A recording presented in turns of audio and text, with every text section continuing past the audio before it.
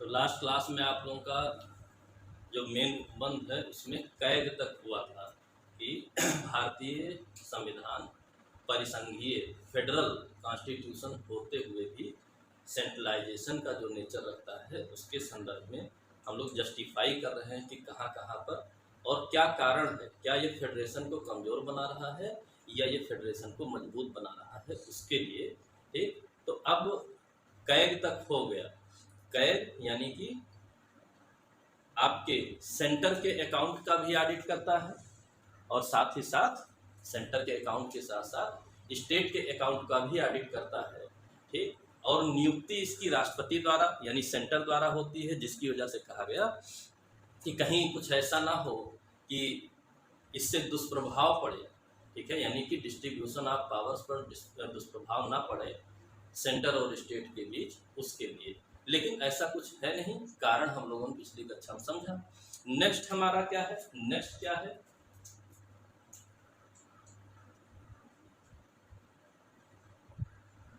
राज्यपाल। राज्यपाल साहब की क्या स्थिति है संविधान में, तो क्या बताएंगे? सर केंद्र सरकार के एजेंट होते हैं एक प्रकार का।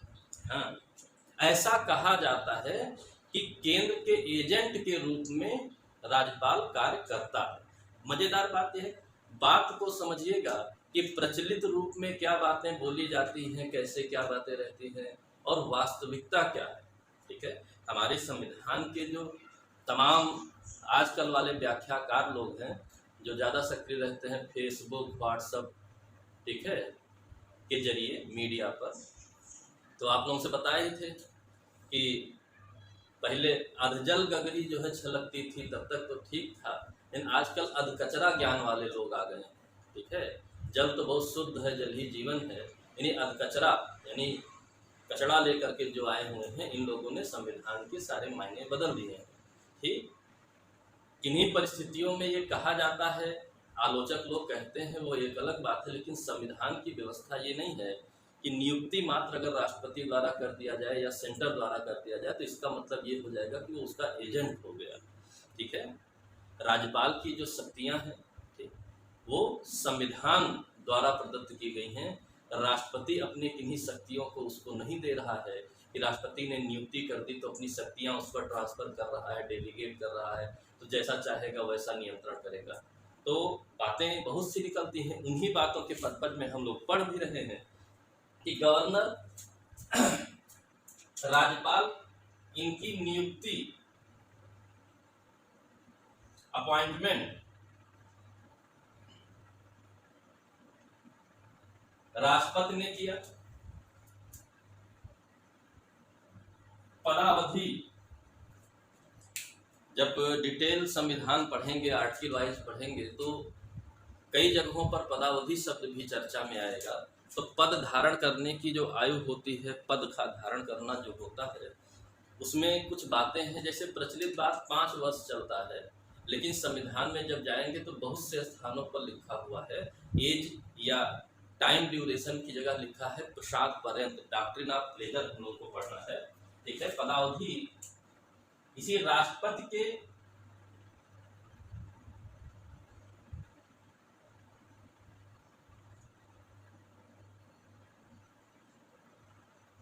प्लेजर पर आधारित है, प्रसाद पर आधारित है।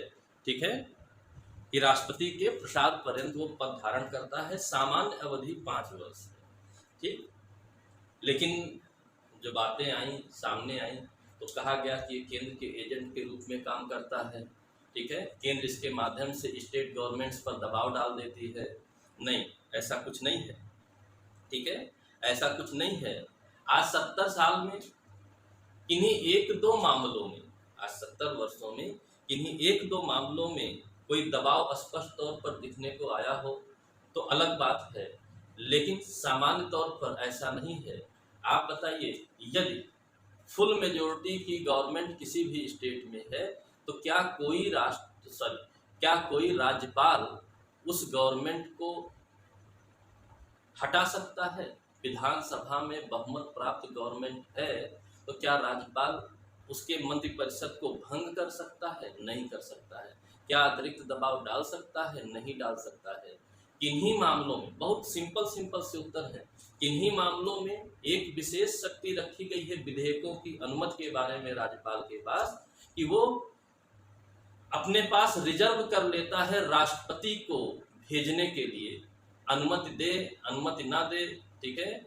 इसके अलावा एक और काम कर सकता है कि रिजर्व कर सकता है राष्ट्रपति को भेजने को, ताकि राष्ट्रपति द्वारा उस पर व्यू लिया जा सके और उसके दिए गए निर्देशों के अनुसार उस विधेयक पर अनुमति दे या ना दे। लेकिन आज 70 सालों में 70 भी ऐसे मामले सारे स्टेट्स में नहीं मिलते हैं, तो कैसा माना जाए? क्या ये सामान्य नियम है? नहीं, ये विशेष नियम है, विशेष परिस्थितियों में लागू होते हैं। आप हमेशा स्पेशल और जनरल में डिफरेंस जानिए, ठीक है। स्पेशल जो होता है, तो जो मूल व्यवस्थाएं हैं, जो मूल ढांचे की व्यवस्थाएं हैं, जो वेस्टेड इंटरेस्ट हैं इस संविधान में, जो हित निहित हैं, वो जनरल व्यवस्थाएं हैं। स्पेशल जितनी भी व्यवस्थाएं संविधान में दी गई हैं, उन इंटरेस्ट को मेंटेन करने के लिए, डेवलप करने के लिए दी गई हैं, उनको नुकसान पहुंचाने के लिए वो व्यवस्थाएं नहीं दी गई हैं। अपवादित परिस्थितियों में दुरुपयोग हो सकता है, लेकिन वो अपवाद होगा, जनरल नहीं होगा। एक्सेप्शनल केसेस में ऐसा हो सकता है, जनरली ऐसा नहीं होता है, ठीक है। कि आप कोई भी बात लिखी है थ्रू चैनल, पूरा चैनल बना हुआ है, इसका ये अर्थ नहीं है कि हम जो चाहे वो बोल दें कि राष्ट्रपति का एजेंट है, सेंटर का एजेंट है राज्यपाल। ऐसा नहीं है, ऐसा नहीं है। राज्यपाल को जो शक्तियां दी गई हैं वो संविधान प्रदत्त हैं, राष्ट्रपति द्वारा नहीं दी गई हैं। ये अपनी शक्तियां, अगर इसकी बात कहा जाए कि दो आपने आरोप लगाए पदावधि और नियुक्ति के संबंध में, तो तीसरी बात और है, शक्तियां, पावर्स,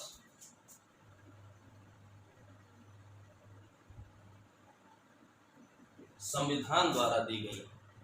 तो जब इसकी पावर्स और यूज ऑफ पावर्स, हर चीज कैसे इस्तेमाल करेगा, क्या करेगा, क्या नहीं करेगा, संविधान इसको बता रहा है, तो मात्र नियुक्ति और पदावधि के आधार पर क्या आप कह सकते हैं कि ये केंद्र का एजेंट हो गया? नहीं कह सकते हैं। केंद्र का एजेंट इस रूप में नहीं, जिस रूप में लोग बोलते हैं उस रूप में आप नहीं कह सकते हैं। हाँ, एजेंट है, अभी उसका भी रूप आएगा कि किस लिए एजेंट है, लेकिन शक्तियां संविधान द्वारा प्रदत्त हैं, इस्तेमाल संविधान द्वारा बताए गए निर्देशों के अनुसार ये करता है, न कि राष्ट्रपति के डायरेक्शंस पर निर्भर करता है। इसलिए यह आरोप आपका कि भारत का संविधान में राज्यों का जो मुखिया बनाया गया है, जिसमें एडमिनिस्ट्रेटिव पावर्स जो है मेंटेन की गई हैं गवर्नर में, उसको आप केंद्र का एजेंट नहीं कह सकते हैं। केंद्र का एजेंट किस मामले में है वो हम जानते हैं।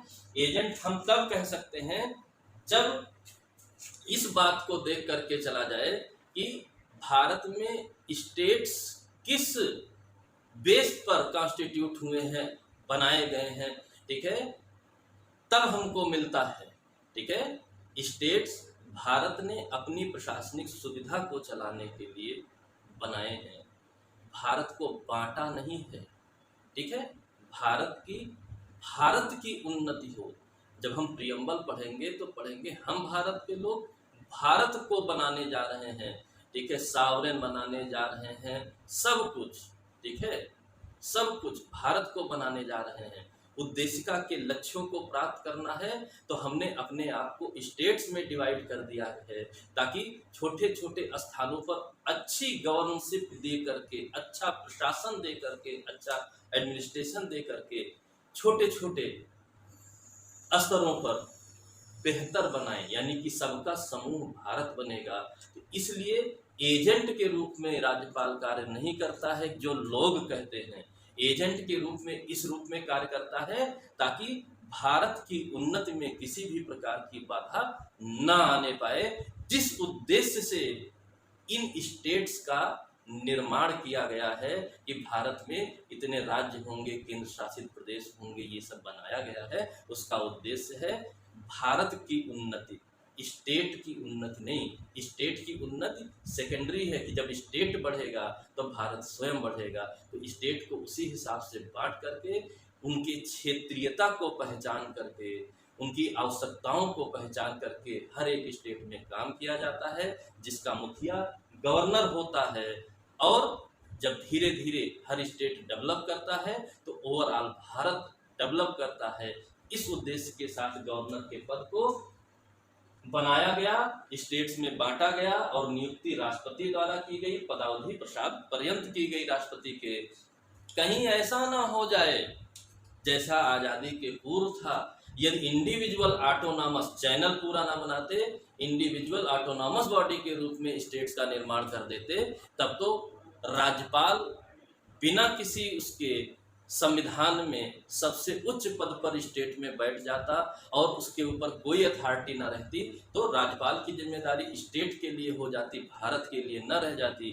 लेकिन संविधान का मूल उद्देश्य क्या है? जिम्मेदारियां भारत के डेवलपमेंट के लिए होनी चाहिए, स्टेट साथ साथ डेवलप होता रहेगा।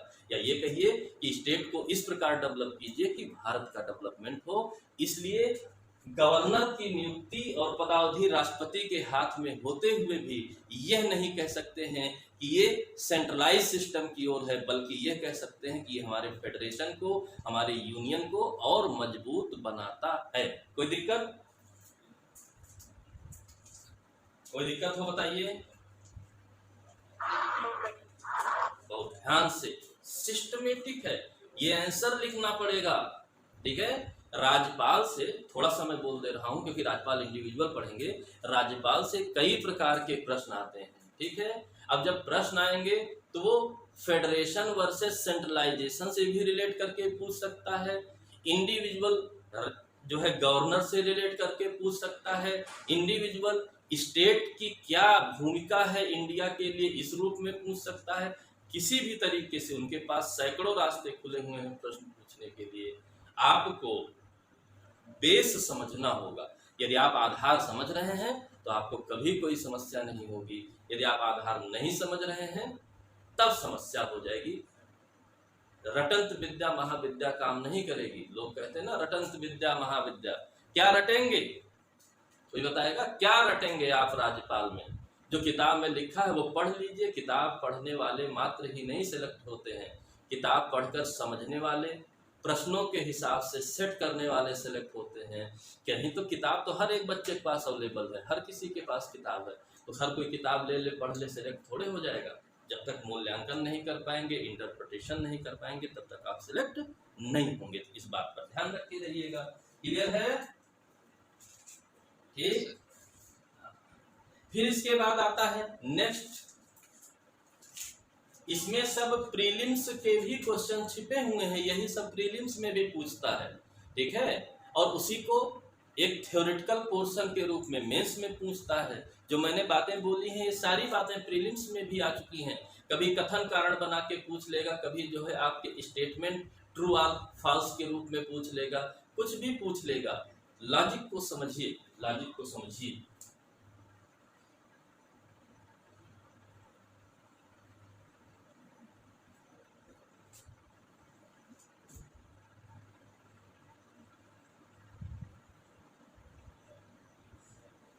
हाई कोर्ट के न्यायाधीशों की नियुक्ति कौन करता है? हाई कोर्ट के हर एक स्टेट में, है ना, कौन करता है?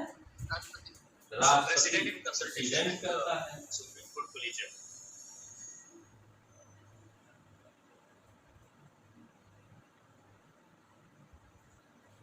ठीक है, अब ये भी लोगों ने आरोप लगा दिया कि हाई कोर्ट तो स्टेट का है, नियुक्ति राष्ट्रपति कर रहा है, तो क्या लोगों के कहे अनुसार हम विश्वास कर लें कि न्यायाधीश लोग राष्ट्रपति के कमांड में हैं? यानी कि वो सुप्रीम कोर्ट में अगर न्यायाधीशों की नियुक्ति कर दिया, हाई कोर्ट में न्यायाधीशों की नियुक्ति कर दिया, तो वो कमांड करने लगेगा?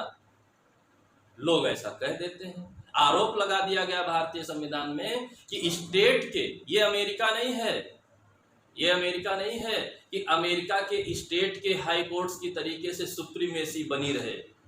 भारत में डुअल जुडिशरी नहीं है, भारत में एकल न्यायिक सिस्टम है। ठीक है, एकल नागरिकता ही नहीं, सिंगल सिटीजनशिप ही नहीं, भारत में जो जुडिशरी सिस्टम है ये भी एकल हायरार्की क्रम में बनाई गई है। यहाँ पर सुप्रीम ही है। ठीक है, लेकिन किन मामलों में सुप्रीम है ये एक विशेष बात है। इतना अच्छा डिजाइन किया गया है, पूरे विश्व में ऐसे संविधान का कहीं उल्लेख नहीं मिलता है। ठीक है, और जब आपके पास सर्वोत्तम होगा तो जाहिर सी बात है आलोचना करने वाले भी बहुत ज्यादा होंगे। जब आप घटिया कैटेगरी में रहेंगे तब थोड़े कोई आलोचना करेगा, तब आलोचना करने की जरूरत ही नहीं है। जो बेहतर होता है, जो अच्छा होता है, जो सबसे अच्छा होता है, सर्वाधिक आलोचनाएं उसी की होती हैं। यदि इंडियन कॉन्स्टिट्यूशन की तमाम विधिशास्त्रियों ने आलोचना कहिए या ये कहिए कि मूल उद्देश्य से हट करके किन्हीं बातों को जोड़ करके एक्सप्लेन किया किसी ने, तो ये उसका प्रमाण है कि हम बेहतर हैं, इसलिए ऐसा किया गया है।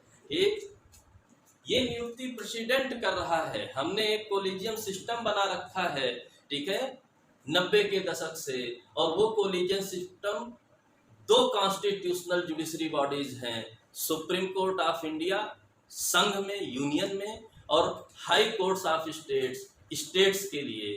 ठीक है, इसको संविधान ने दो विशेष न्यायालयों की स्थापना कर रखी है ताकि भारत का कोई भी व्यक्ति न्याय से वंचित न रह जाए। और पूरा एक स्ट्रक्चर, जब आपको अलग से जब न्यायपालिका पढ़ेंगे, देखिए आपको न्यायपालिका पढ़ना है अलग से। ठीक, न्यायपालिका हम बेयर एक्ट के साथ भी पढ़ते हैं। न्यायपालिका की थोड़ी चर्चा हमने फेडरलिज्म में भी कर लिया है, फ्री जुडिशरी के रूप में। थोड़ी सी चर्चा रिलेशनशिप हम देख ले रहे हैं कि स्टेट के हाई कोर्ट्स की क्या रिलेशनशिप है, और इंडिविजुअल। ठीक है, इंडिविजुअल मतलब तीन तरीके से, फेडरलिज्म में पढ़ करके, सेंट्रलाइजेशन के सिस्टम में पढ़ करके, ठीक है, बेयर एक्ट में आर्टिकल वाइज भी जुडिशरी पढ़ने के बाद इंडिविजुअल भी आपको न्यायपालिका पढ़ना है। न्यायपालिका एक आपका मोस्ट इंपॉर्टेंट टॉपिक है। इंडियन जुडिशियल सिस्टम क्या है वो आपको जानना है। जब वो जान लेंगे तो ये बातें बिल्कुल तुच्छ हो जाएंगी, कोई फर्क नहीं पड़ेगा, चाहे जिस एंगल से प्री मेंस कहीं भी क्वेश्चन पूछा जाए, कोई फर्क नहीं पड़ेगा। फिलहाल सेंट्रलाइजेशन के पर्पस से कहा गया कि हाई कोर्ट्स स्टेट्स में होते हैं, ठीक है, राज्यों में हैं, ठीक, और वहां के न्यायाधीशों की नियुक्ति राष्ट्रपति कर रहा है। और किनकी नियुक्ति की जाएगी इसके लिए कोलिजियम सिस्टम बता रहा है, सलाह दे रहा है, अपनी राय दे रहा है कि इनकी नियुक्ति हाई कोर्ट में की जाए। और वो कोलिजियम सिस्टम के हेड हैं चीफ जस्टिस ऑफ इंडिया, यानी वो संघ में मिलेंगे, स्टेट्स में नहीं मिलेंगे। ऐसी तमाम बातें कहते हुए कहा गया कि यह सिस्टम भी भारत के परसंघीयता पर ब्रेक लगाता है, एकीकृत संविधान की ओर इंडिकेट करता है। लेकिन ऐसा नहीं है, ऐसा नहीं है। High court is a constitutional body, ठीक है, संविधान ने हाई कोर्ट की स्थापना की है। ठीक, हाई कोर्ट की शक्तियां भी संविधान ने प्रदत्त की हैं। हाई कोर्ट हायरार्की क्रम में आता है, सुप्रीम कोर्ट के बाद हाई कोर्ट, और हाई कोर्ट के बाद जो है लोकल कोर्ट्स, डिस्ट्रिक्ट कोर्ट्स आ जाती हैं। इनमें एक क्रम और रिलेशनशिप बनाया गया है, न्याय की उन्नति के लिए बनाया गया है, न्याय की हानि के लिए नहीं। और जब न्याय प्रमोट होगा, जस्टिस प्रमोट होगा, तो जस्टिस सिर्फ हमारे आप के लिए नहीं प्रमोट होगा, ये पूरे देश के लिए, यानी भारत के लिए, इंडिया दैट इज भारत के लिए यह प्रमोट होगा। और वो पूरा क्रम जब आप पढ़ेंगे तो आपको समझ में आएगा कि फॉर्मल, ठीक है, अथॉरिटीज दी गई हैं, लेकिन पावर्स की अथॉरिटी संविधान ने अपने पास रखा है। परिसंघीय व्यवस्था से तुलना तो कर दिया गया, लेकिन परिसंघीय व्यवस्था में जब आपने पढ़ा था, ठीक है, तो थर्ड कंटेंट क्या था, ठीक है, सेकंड और थर्ड कंटेंट क्या था, रिटन कॉन्स्टिट्यूशन होगा और सुप्रीमेसी ऑफ कॉन्स्टिट्यूशन मेंटेन की जाएगी, वही फेडरल कॉन्स्टिट्यूशन होगा। यही तो पढ़े थे, सर्वोच्चता स्थापित रहेगी संविधान की, कि कुछ और पढ़े थे?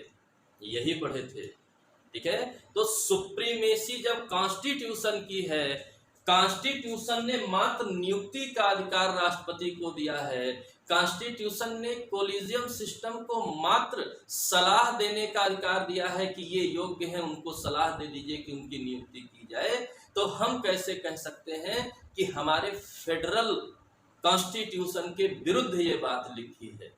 नहीं कह सकते हैं, क्योंकि सबसे रियल मीन निकलता है किसका? पावर्स का। ठीक है, तो हाई कोर्ट की शक्तियां कहां से आ रही हैं? पावर्स।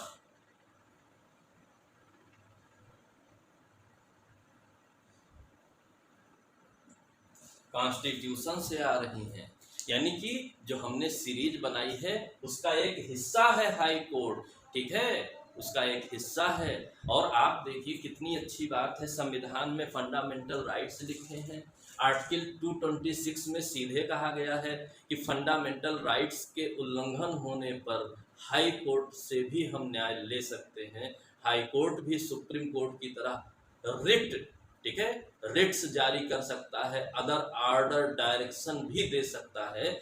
फुल पावर दी गई है हाई कोर्ट्स को। जिस तरीके से 32 और 139 मिला करके सुप्रीम कोर्ट को दिया गया है, हाई कोर्ट को 226 में पूरी पावर। अंतर सिर्फ इतना है कि सुप्रीम कोर्ट के अधिकारिता, ठीक है, ओरिजिनल ज्यूरिसडिक्शन पूरा इंडिया होगा। हाई कोर्ट की जो अधिकारिता होगी, ओरिजिनल ज्यूरिसडिक्शन जिस स्टेट का हाई कोर्ट है वहां पर होगा। मात्र इतना ही तो अंतर है। न्याय में कहाँ अंतर हुआ? ठीक है, जो अधिकार क्षेत्र है वहां पर, भौगोलिक अधिकार क्षेत्र, ज्योग्राफिकल जो रीजन है जितने पर लागू है वहां पर फुल पावर में है या नहीं है? ठीक है, फेडरलिज्म को और एक्सपेंड कर रहा है, ठीक है, स्टैंड कर रहा है, विस्तृत कर रहा है, ना कि घटा रहा है। ये आरोप भी बेबुनियाद हो गया ना? ये आरोप भी बेबुनियाद हो गया। नेक्स्ट पार्ट में चलते हैं। ठीक है, बहुत अच्छे लोगों ने सलाह दी है कि क्या होगा, क्या नहीं होगा, कैसे होगा, कैसे नहीं होगा। ठीक है, पूरा संविधान पढ़िए फिर आरोप लगाइए। पूरा संविधान पढ़े बिना कैसे आप कह सकते हैं? तो बीच का रास्ता अभी अंतिम में केसी हुएर साहब निकालेंगे। चलिए कोई बात नहीं, क्वाजी फेडरल नाम दे दिया जाता है। ठीक है, हाँ, और क्वाजी फेडरल भी कहना। देखिए, जब फेडरेशन पर चर्चा हो रही थी, फेडरलिज्म पर चर्चा हो रही थी, तो डॉक्टर अंबेडकर का एक स्टेटमेंट है कि हालांकि, ठीक है, हमारे संविधान में अनेक ऐसे प्रोविजंस हैं जो एकात्मकता को प्रकट करते हैं, सेंट्रलाइजेशन को, ठीक है, प्रकट करते हैं, लेकिन हमारा संविधान एक फेडरल कॉन्स्टिट्यूशन है। ये स्टेटमेंट है डॉक्टर अंबेडकर का। ठीक है, तो उन्होंने बहुत सोच समझ करके इस बात को बोला था, लगाया ना। हालांकि आल्दो हैं, तमाम ऐसी बातें हैं, फिर भी हमारा संविधान परिसंघीय संविधान है। तो कारण बिल्कुल स्पष्ट है। हर चीज केसी हुएर साहब, आइवर जेनिंग्स साहब ही नहीं स्पष्ट कर पाएंगे। ठीक है, हमारे संविधान निर्माता 296 लोग बहुत विद्वान लोग थे। बहुत चीजों को इस सीक्वेंस में इन्होंने सेट किया है कि सारे आरोप निराधार हो जाते हैं। इसलिए ध्यान देना रहेगा। ठीक है, ध्यान देना रहेगा कि क्या है, क्या नहीं है। क्लियर है? बस एक सेकेंड।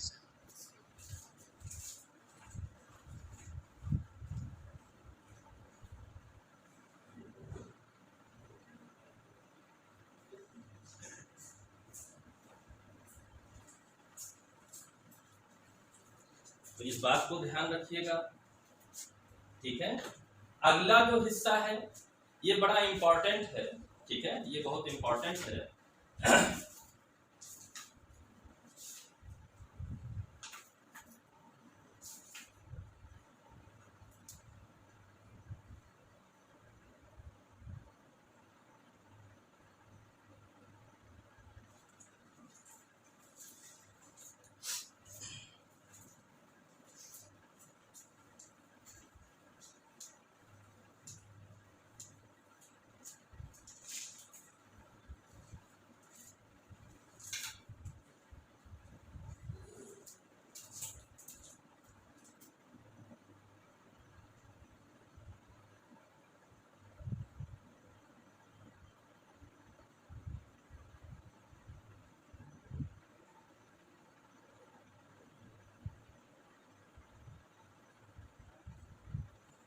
ये एक स्पेशल टॉपिक है आपका विधियों का निर्माण। ठीक है, इसमें बहुत सी बातें आप लोगों को पढ़नी है कि विधियों का निर्माण किस प्रकार होता है, कैसे होता है, क्या क्या व्यवस्थाएं दी गई हैं। तो जनरल सर ये भी सेंट्रलाइजेशन के कैरेक्टरिस्टिक में ये भी आता है क्या? बिल्कुल, अभी देखिए कैसे आता है। अब एक सिंपल सा इंट्रोडक्शन ले लेते हैं। ठीक है, सिंपल सा इंट्रोडक्शन ले लेते हैं। विधियों के निर्माण के लिए हमारे पास कितनी अथॉरिटी है? मुख्यतः। ठीक है,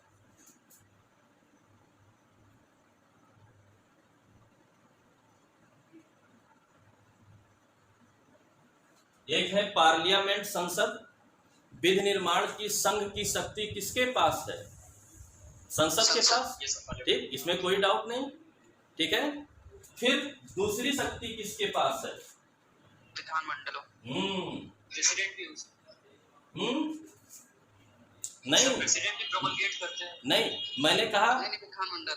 मुख्य अथॉरिटी किसके पास है?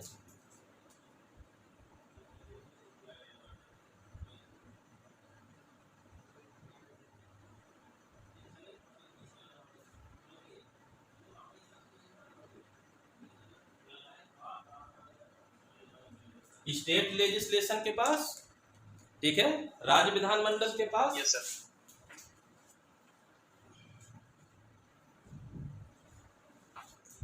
अब बात आई, ये लोग विधियों का निर्माण करेंगे तो ये कहां कहां विधि बना सकती है?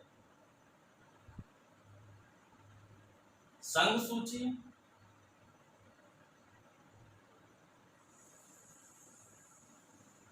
समवर्ती सूची, दो जगहों पर। ठीक, और स्टेट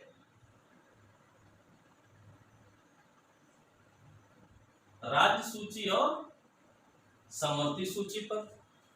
यही है ना? Yes sir. ठीक है, हाँ। अब ये समवर्ती सूची जो है ये कॉमन है, इसमें कोई डिस्प्यूट नहीं, इसको आप हटा दीजिए।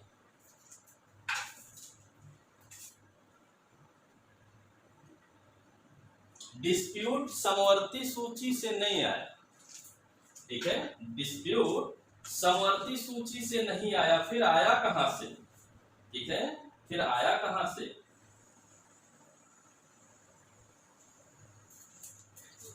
राज्य सूची के विषय। हाँ, इसके बारे में ये और इसके बारे में ये। ठीक है, कैसी पावर है?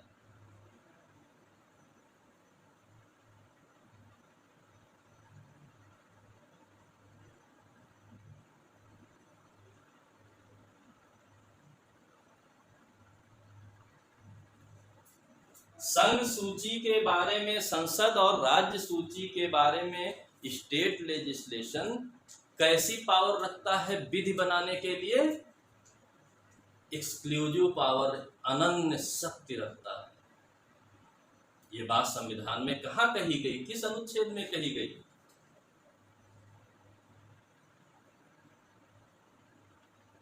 $46। 246। अच्छी बात, कोई दिक्कत नहीं। अब यहीं से समस्या शुरू हुई अगली बात की, बट लग गया। ठीक है, इस राज्य सूची के विषय में किंतु परंतु लग गया।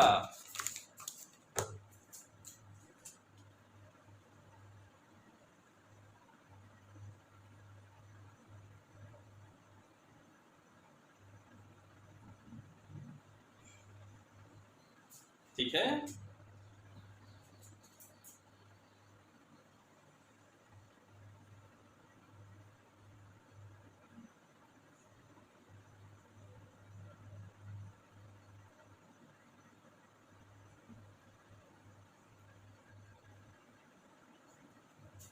राज्य सूची के विषय में भी संसद, राज्य सूची के विषय में भी संसद विधि बना सकती है, ऐसा अधिकार दे दिया गया।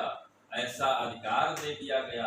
अब अधिकार दे दिया गया तो कैसे होगा? ठीक है, तो कहां कहां दिया गया? 249 में, 249 में और 250, 250 में और 252 252 में और 253 में भी है सर। और 253 में भी है। ठीक है,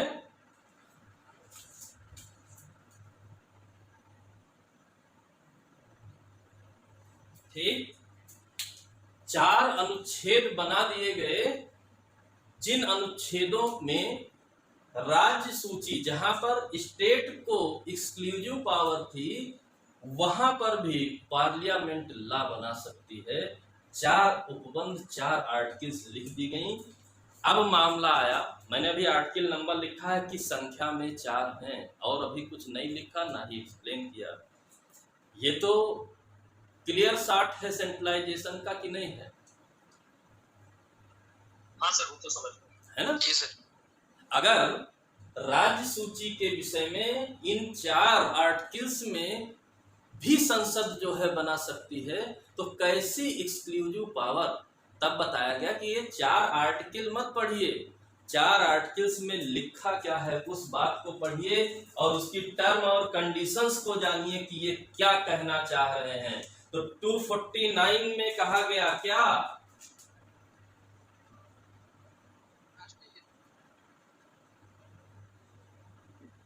नेशनल इंटरेस्ट, राष्ट्रीय हित। ठीक है, तो आप बताइए, सिंपल सी बात, अभी मेन एक्सप्लेनेशन में नहीं जा रहा हूं। देश का हित सर्वोच्च है या किसी राज्य का हित या किसी व्यक्ति का हित? देश का संविधान कहता है देश का हित सर्वोच्च है। ठीक, तो आधा जवाब तो आपको मिल गया एक शब्द मात्र में ही। सेकंड, 250 क्या कहता है? आपात उपबंध के समय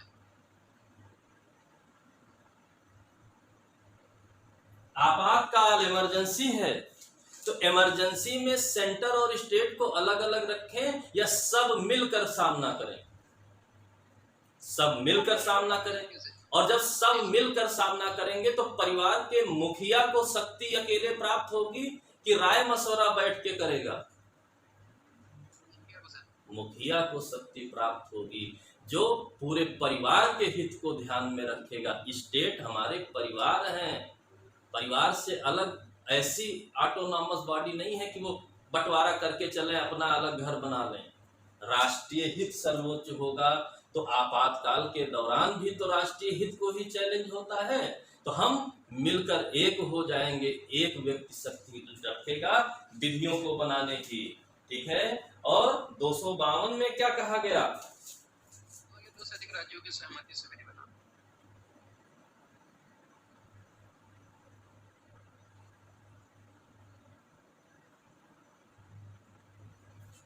राज्यों की सहमति से।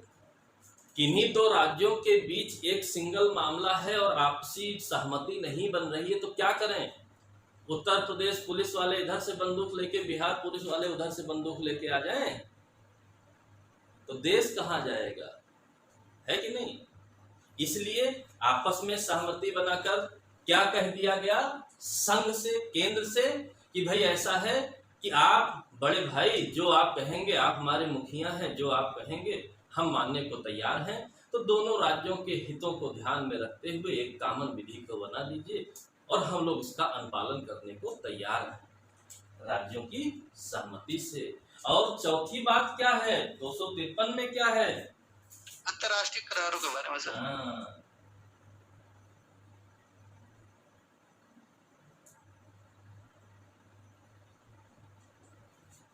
अगर कभी ऐसा होता है कि राज्य सरकारें भी, भाई इन्वेस्टमेंट तो स्टेट में ही होगा, तमाम अंतर्राष्ट्रीय करारों को करने के लिए अग्रसरित होती हैं, लेकिन सभी का अप्रूवल, अंतिम रूप से अप्रूवल से पहले की स्थिति, कोई भी करार, कोई भी विदेश से किया गया भारत के किसी भी क्षेत्र का करार, किसी के भी द्वारा किया गया करार भारत द्वारा किया गया करार माना जाएगा, उस रीजन या स्टेट द्वारा किया गया करार नहीं माना जाएगा। तो जब विदेश से कोई भी एग्रीमेंट किया जाता है और माना जाता है कि ये इंडिया द्वारा किया गया एग्रीमेंट है, तो अप्रूवल अथॉरिटी किसको होगी?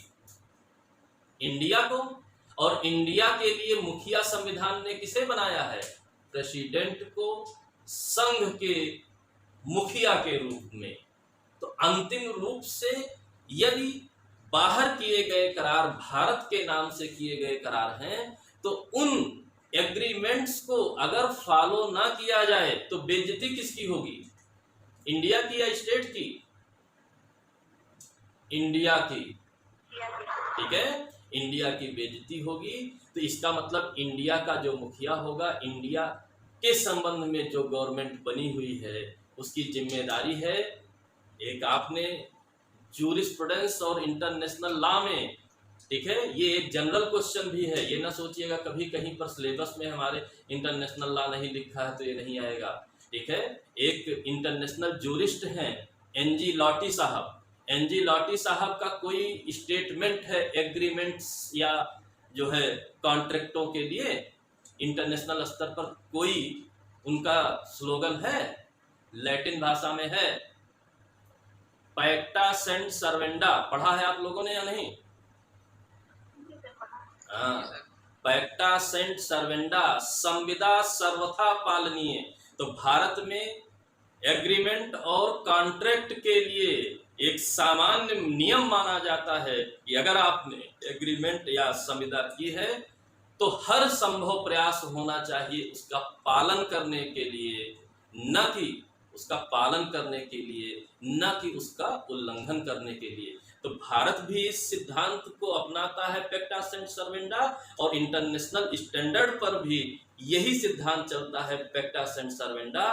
तो जाहिर सी बात है अंतर्राष्ट्रीय करार अगर किए गए हैं, नाम अगर भारत का आता है, तो भारत की जिम्मेदारी है कि उसको लागू कराया जाए। तो अगर राज्य सूची के किसी विषय पर प्रभाव पड़ रहा है तो जाहिर सी बात है अंतर्राष्ट्रीय करार को लागू कराने के लिए उस विषय पर in special condition international agreement parliament law बना सकती है। क्लियर है? क्लियर है? अब छोटी सी समरी, ये केंद्रीकरण दिख रहा है, सेंट्रलाइजेशन दिख रहा है, लेकिन सेंट्रलाइजेशन की जो रियल वैल्यू है वो नहीं है। दिख रहा है, वैल्यू वो नहीं है।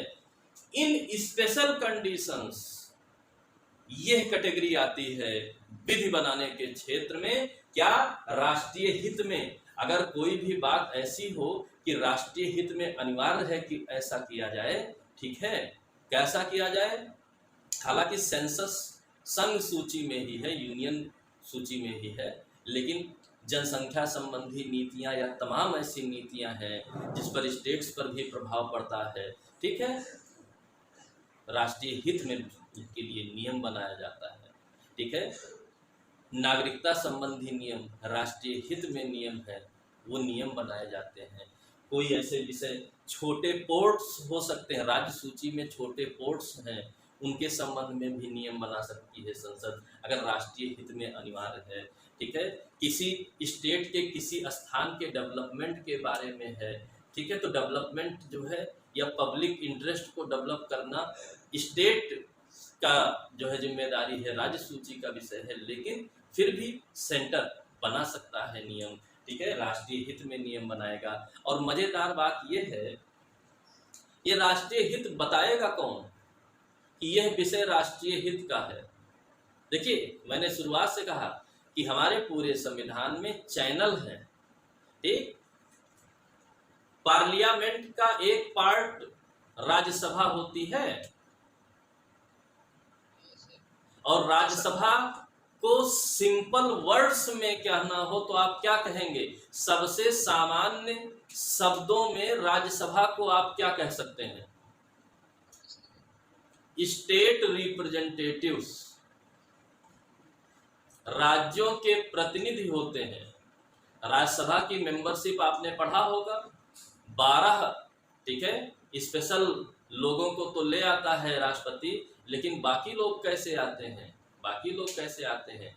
स्टेट लेजिस्लेशन ही तो उनको चुन करके भेजता है अपने प्रतिनिधि के रूप में। कौन भेजता है? स्टेट्स में। हाँ, तो वहां पर इनकी जो भूमिका है क्या है, राज्यों के प्रतिनिधि के रूप में है, स्टेट रिप्रेजेंटेटिव्स के रूप में है। तो नेशनल इंटरेस्ट बताने का काम राज्यसभा की जब पावर्स पढ़ेंगे, राज्यसभा के अधिकार पढ़ेंगे, राइट्स एंड पावर्स पढ़ेंगे, तो एक ये भी पावर आएगा कि राज्य सूची के विषय को राष्ट्रीय हित का विषय बताने की क्षमता मात्र राज्यसभा में है, लोकसभा इसकी घोषणा नहीं कर सकती है। तो जब स्टेट रिप्रेजेंटेटिव्स ने ही बहुमत से घोषित किया है कि ये राज्य सूची का यह विषय नेशनल इंटरेस्ट का विषय है, तो राज्यों के कोई ऑब्जेक्शन होने के प्रश्न नहीं है, बल्कि इंडिया मजबूत बनने का प्रश्न है। ठीक, यानी कि नेशनल इंटरेस्ट बताता है राज्यसभा, और राज्यसभा है क्या, रिप्रेजेंटेटिव ऑफ स्टेट्स। आपातकाल, इमरजेंसी, इमरजेंसी कब लगती है, युद्ध, बाह्य आक्रमण, ठीक है, सशस्त्र विद्रोह, ये स्टेट में नहीं होता है, इसका प्रभाव पूरे देश पर पड़ता है। ठीक है, इसका प्रभाव पूरे देश पर पड़ता है। ऐसे समय में पूरे देश को एक साथ होना चाहिए, और साथ होने के लिए आपातकाल के दौरान विधियों को बनाए जाने की शक्ति भी एक जगह केंद्रित हो जाती है, ताकि भारत मजबूती से इन विषम परिस्थितियों के सामना कर सके, इसलिए बना सकती है। और सहमति राज्यों ने दे दी है, तो कोई ऑब्जेक्शन ही नहीं। जब आप ही कह रहे हैं कि साहब आप विधि बना दीजिए, तो कोई ऑब्जेक्शन ही नहीं है। और अंतर्राष्ट्रीय करार में जिम्मेदारी है इन करारों को लागू कराने की सेंट्रल गवर्नमेंट के पास, संघ के पास, यूनियन के पास। इसलिए भी यदि आवश्यकता पड़ेगी इन करारों को लागू कराने की, तो स्टेट सूची में वो विधि बनाने की क्षमता रखते हैं। क्लियर है? Yes sir. कितना बढ़िया बढ़िया बातें, कितना बढ़िया बढ़िया बातें। एक डाउट ये है सर। ठीक है, यही छाप के चले आना है। नंबर आप भी नहीं गिन पाएंगे, जितना सोचेंगे उससे ज़्यादा मिलेगा, उससे बेहतर मिलेगा। ठीक है, तो वो आप करिए, बहुत सिंपल है। यही तो लॉ है, यही तो लॉ है, यही तो संविधान है। ठीक है, यही तो लॉ है, संविधान है, इसके बारे में आप जानिए। ठीक, क्लियर है? हाँ, इसको जानिए, ये सिंपल है। यानी कि अगर कोई कहता है कि ये सेंट्रल, हाँ बिल्कुल लक्षण है, लक्षण है, ठीक है, कैरेक्टरिस्टिक है सेंट्रलाइजेशन की, but in special conditions, general condition में नहीं है। विशेष परिस्थितियों में अपने संविधान को मजबूत बनाने के लिए, अपने देश को मजबूत बनाने के लिए ही किया गया है। ठीक है, ऐसी व्यवस्थाएं की गई, ध्यान रखे रहिएगा। क्लियर है ना सर? क्या हम लोग, यस सर। सर एक ये डाउट है कि हम लोग बोल सकते हैं कि ये चारों कैरेक्टरिस्टिक जो है हमारा सेंट्रलाइजेशन की टेंडेंसी को इंडिकेट करता है। हाँ, बस इंडिकेट मात्र करता है नहीं। मतलब जो ये बात कही गई, जैसे क्वाजी फेडरल का मतलब है कि परिसंघ जैसा दिखे लेकिन है नहीं। ठीक है, फिजिकली फेडरल दिख रहा है बट सोल में सेंट्रलाइजेशन दिख रहा है, उल्टा हो गया। अब विद्वान लोग बोले हैं, पढ़ना हमको आपको वही है, ऐसा कुछ नहीं है। ये सब दिख रहा है लेकिन रियलिटी में है नहीं, मेरा ये कहना है। ये सब दिख रहा है, रियलिटी में है नहीं। और उनका कहना था कि जो दिख रहा है वो नहीं है। लेकिन संविधान निर्माताओं ने भी इस बात का जवाब दिया। 70 वर्ष का हमारा स्वतंत्रता पश्चात, संविधान लागू होने के पश्चात के जो हमने सफर किए हैं, इसके पश्चात वो भी प्रमाणित कर रहे हैं कि हम विशेष परिस्थितियों में सेंट्रलाइज होते हैं, अपने आप को मजबूत करने के लिए, जनरल परिस्थितियों में नहीं। तो ये इमरजेंसी प्रोविजंस हैं, आपात के लिए हमने रखा है कि कहीं हमारा नुकसान ना हो। बाकी हम फेडरेशन ही हैं, हमने बहुत अच्छी तरीके से पावर्स का डिस्ट्रीब्यूशन कर रखा है, और यूज करने का, उसको इस्तेमाल करने का, उसको हर चीज़ हर तरीके से लागू कराने के लिए पूरे चैनल बना रखे हैं, ताकि उचित जगह पर उचित समय पर लागू हो सके। ठीक है, पूरा चैनल सेट है, पूरा चैनल सेट है। ठीक, ये हो गया। इसके बाद कल हम लोग और कुछ पढ़ेंगे। ठीक है, कल क्या पढ़ेंगे?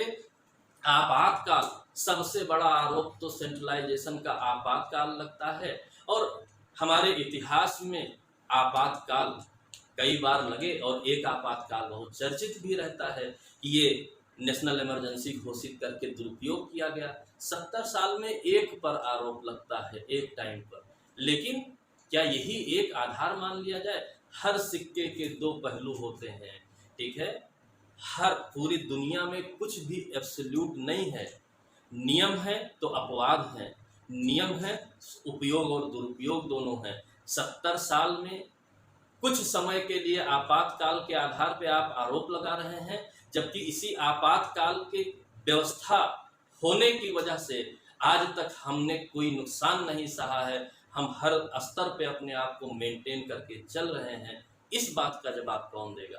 तो मेन बात यही है कि आरोप लगाना और आरोप का उत्तर होना, दोनों चीज़ें बहुत ध्यान देने योग्य हैं। तो कल की क्लास में आपके जो है आपातकाल पर कैसे आरोप लगाते हैं और क्या सच्चाई है ना। एक न्यूज़ चैनल कोई है, मुझे नहीं याद नहीं रहता है, जिसमें आता है आधी हकीकत आधा फसाना, कुछ ऐसा प्रोग्राम आता है, ठीक है। तो वैसा ही यहाँ भी है, ठीक है। सारी हकीकत संविधान में लिखी हुई है, लेकिन फसाना वाले लोग हम आपको फंसा देते और हमारा आंसर डिस्टर्ब हो जाता है। तो उनके फंसाना वाले में फंसना नहीं है, जबकि हकीकत हमारे सामने है। हम आप जैसे आप लोग बुक्स पूछते हैं कि संविधान की कौन सी बुक पढ़ें, कोई परफेक्ट नहीं हो सकती, एक लेकिन परफेक्ट है, बेयर एक्ट। आप मिनिमम डबल ग्रेजुएट सभी लोग हैं, बेयर एक्ट, बेयर एक्ट से बढ़ करके आपके पास कौन सी पुस्तक है? आप सक्षम हैं, आप वयस्क हो चुके हैं, आप मिनिमम एलिजिबिलिटी को पार कर चुके हैं, समझदार हो सके हैं, सब कुछ सारी क्वालिटीज आप में मौजूद है। तो इसका मतलब तो यही निकलता है कि आप क्या करिए, अपने आप को खुद से इंटरप्रिटेट करिए। सारे प्रश्न लाइन से आपके हाथ में रहेंगे, दूसरे की जरूरत ही नहीं पड़ेगी। और खुद का इंटरप्रिटेशन यही है कि तमाम चीज़ें हमने पढ़ा, किताबों से कुछ सीखा, क्लासेस से कुछ सीखा, एकेडमिक के दौरान कुछ सीखा, फिर अपना बनाया। और जब अपना बनाया तो हमको रोकने वाला कोई नहीं है। यही श्योर सिलेक्शन का तरीका है, ठीक है। तो कल मिलते हैं नेक्स्ट इशू में, ठीक है। धन्यवाद सर एक छोटा सा